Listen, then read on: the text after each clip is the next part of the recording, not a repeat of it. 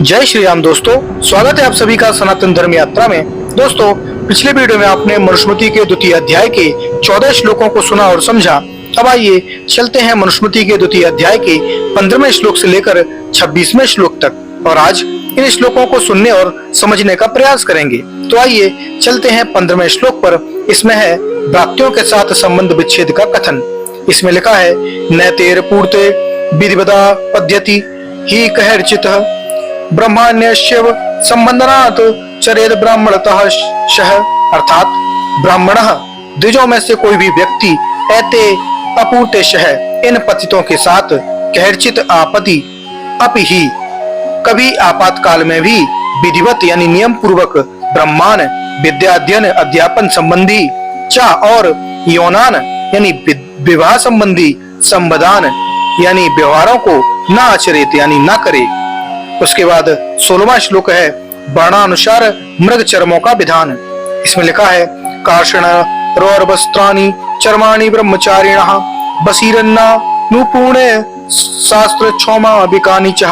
अर्थात ब्रह्मचारिणः तीनों वर्णों के ब्रह्मचारी आनुपूर्णेण यानी क्रमशः काश रोब वस्त्राणि चर्माणि आसन के रूप में बिछाने के लिए काला मृग, रुरु मृग और बकरे के चर्म को चा तथा ओढ़ने पहनने के लिए साक्षणोम अभिकानी सन रेशम और ऊन के वस्त्रों को बसीरन धारण करें। उसके बाद इसमें लिखा है कि एक एक मृग चर्म उनके बैठने के लिए देना चाहिए। उसके बाद 17वां श्लोक है मेखला विधान। इसमें लिखा है, मौंजी त्रिवत्समा इलक्षणा कार्य विप्रस्थ मेखला क्षत्रियस्य तु मोर्वो ज्या वैश्यस्य शांतनांतवी। अर्थात विप्रस्य ब्राह्मण की मेखला यानी मेखला तगड़ी मौंजी मूंज नामक घास की बनी होनी चाहिए। क्षत्रिय मौर्विज्या क्षत्रिय की धनुष की डोर जिससे बनती है उस मूरा नामक घास की और वैश्य की सततानवी सन के सूत की बनी हो जो त्रिवत क्षमा 3 लड़ों को एक बट बांट कर सुलक्षणा कार्य चिकनी बनानी चाहिए। आचार्य सुंदर चिकनी प्रथम बना के रखी हुई मेखला को बालक के कटी में बांधें। ब्राह्मण को मुंजवा दर्भ की, क्षत्रिय की धनुष संजय तृणा व बक्कल की और वैश्य की ऊन या सन की मेखला होनी चाहिए। उसके बाद 18वां श्लोक है मेखलाओं का विकल्प। इसमें लिखा है, मुंजाला वेतु कर्तव्य कुशासमंत कबलज वह त्रिवतः ग्रंथिनकेन त्रिभी पंचभीरे विवाह।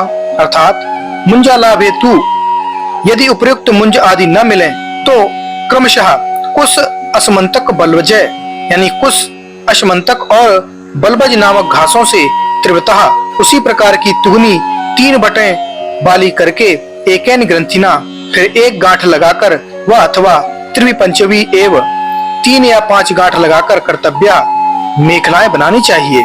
उसके बाद 19वां श्लोक है वर्णानुसार यज्ञोपवीत। इसमें लिखा है, कर्पाशुम नववीत स्यादि द्विप्रदस्तो व्रतम त्रिवत क्षण सूत्र में राज्यो वैश्या विकशो त्रिकम। अर्थात द्रप्रश्य ब्राह्मण का उपवीतम यज्ञोपवीत कार्पाशम कपास का बना, राज्य यानी क्षत्रिय का षण सूत्रयम सन के सूत का बना और वैश्य का आविक सौत्रिकम भेड़ की ऊन के सूत का बना स्यात होना चाहिए।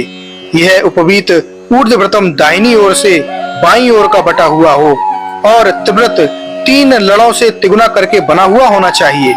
उसके बाद 20वां श्लोक है वर्णानुसार दंड विधान। इसमें लिखा है, ब्राह्मणो बैलव पालशो क्षत्रियो बाट खादीरो पैलवो दुम्बरो वैश्यो दांडिन्यहर्तम धर्मतः। अर्थात ब्राह्मण बैलव पलाशो बेल या ढाक के, क्षत्रिय बाट खादीरो यानी बड़े या खैर के, वैश्य पैलव आदुम्बरो यानी पीपल या गूलर के डंडों को धर्मतः नियमानुसार अंतरहंती धारण कर सकते हैं। उसके बाद 21वां श्लोक है दंडों का वर्णानुसार मान।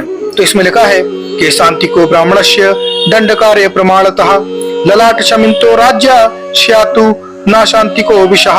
अर्थात प्रमाणतः माप के अनुसार ब्राह्मणस्य दंड ब्राह्मण का दंड के शांति केसों तक, राज्य ललाट शंपिता यानी क्षत्रिय का माथे तक कार्य बनाना चाहिए। तू और विंशः वैश्य का नासांतिक स्यात् नाक तक ऊंचा होना चाहिए। उसके बाद 22वां श्लोक है दंडों का स्वरूप। इसमें लिखा है जिज्वस्ते तु सर्वे शिवव्रणा सौम्य दर्शनः अनुद्वेग करः नृणः सत्य चो अग्नि दूषितः, अर्थात ते तु सर्वे वे सब दंड ऊर्ज ऋज्वः सीधे अब्रणः बिना गांठ वाले सौम्य दर्शनः देखने में प्रिय लगने वाले नृणाम अनुद्वेग करः मनुष्यों को बुरे या डरावने न लगने वाले सत्वचः छाल सहित और अनग्नि दूषिता बिना जले झुलसे स्यु होने चाहिए। अनुशीलन 20 से 22 श्लोकों के भाव का महर्षि दयानंद ने निम्न प्रकार से दिया हुआ है। ब्राह्मण के बालक को खड़ा रख के भूमि से ललाट के केसों तक पलाश का या बिल्व वृक्ष का और क्षत्रिय को बट या खदिर का ललाट यानी भ्रू तक और वैश्य को पीलू व गूलर के वृक्ष का नासिका के अग्रभाग तक दंड प्रमाण दें और वे दंड चिकने सूधे हों, अग्नि में जले टेढ़े कीड़ों के खाए हुए नहीं होने चाहिए। उसके बाद 23वां श्लोक है भिक्षा विधान। इसमें लिखा है प्रतिग्रहे अप्युषितम दंडमुपास्थ च भास्करम प्रदक्षिणम परित्याग्नि चरेद सौक्षम यथा विधि, अर्थात इसिप्तम दंडम प्रतिग्रह ऊपर वर्णित जो कि 20 से 22वें श्लोक में वर्णित है, दंडों में अपने योग्य दंड धारण करके चा और भास्करम उपास्थ्य सूर्य के सामने खड़ा होके अग्नि प्रदक्षिणम परित्य यज्ञाग्नि की प्रदक्षिणा परिक्रमा करके यथा विधि विधि अनुसार जो कि दूसरे अध्याय के 24 से 25वें श्लोक में बताया जाएगा भिक्षम चरेत भिक्षा मांगे। अब है 24वें श्लोक में भिक्षा विधि। इसमें लिखा है भवत पूर्व चरेद भिक्षु मोपनीतो द्विजित्तमः भवंद मध्यम तू राजन्यो वैश्यस्तु भवोदुत्तरम, अर्थात उपनीत द्विजोत्तना यानी यज्ञोपवीत संस्कार में दीक्षित ब्राह्मण भवत पूर्वः भिक्षम चरेत भवत शब्द को वाक्य के पहले जुड़कर जैसे भवान भिक्षाम ददातु या भवती भिक्षाम ददातु कहकर भिक्षा मांगे। तू और राजन्य क्षत्रिय भवत मध्यम भवत को शब्द को वाक्य के बीच में लगाकर जैसे भिक्षाम भवान ददातु या भिक्षाम भवती ददातु कहकर भिक्षा मांगे। तू और वैश्य भवत उत्तरम भवत शब्द को वाक्य के बाद में जोड़कर जैसे भिक्षाम ददातु भवान या भिक्षाम ददातु भवती कहकर भिक्षा मांगे। उसके बाद बालक का ब्राह्मण का बालक यदि पुरुष से भिक्षा मांगे तो भवान भिक्षाम ददातु और स्त्री से भिक्षा मांगे तो भवती भिक्षाम ददातु और क्षत्रिय का बालक भिक्षा मांगे तो भिक्षाम भवान ददातु और स्त्री से मांगे तो भिक्षाम भवती ददातु।